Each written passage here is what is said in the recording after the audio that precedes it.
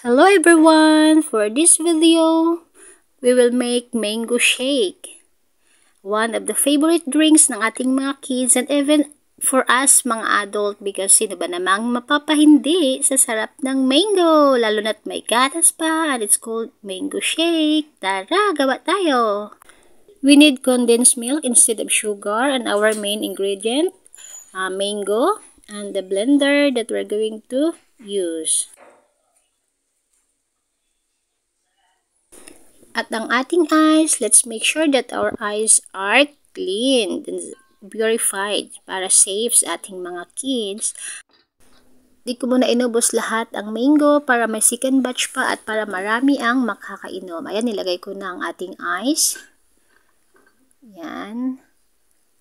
And pour on the condensed milk. No need to use sugar. And add water. Takpan na natin and it's ready to blend.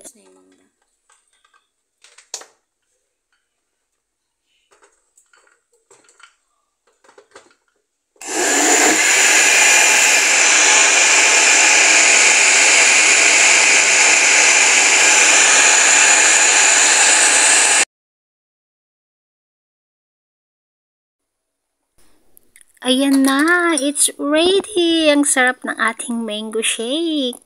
Natatakam na ako. Medyo mura yung mangga ngayon dito sa Maynila, guys. Nasa 100 na lang siya per 1 kilo. So, gawa na! Para matikman na natin ang sarap ng ating mango shake. Gawa na kayo dyan, mga mommies!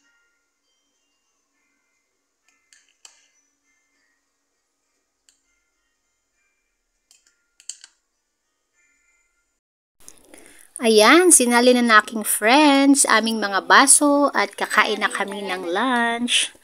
Kain po!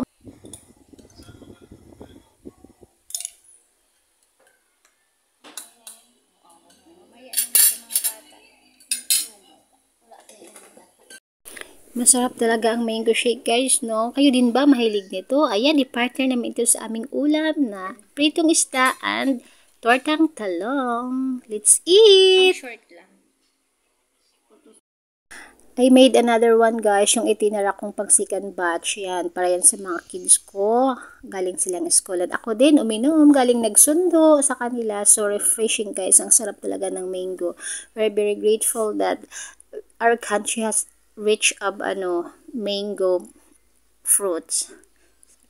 Yan, ang aking bunso. Nag-enjoy din siya sa kanyang mango shake. Mahilig talaga yun siya sa juice. And that one, guys, has no sugar, only condensed milk. Sarap! Masarap daw, sabi ni Bunso, at sabi niya, gawa pa daw ako ulit, Mami. Sure, anak! For you, Mami will make again.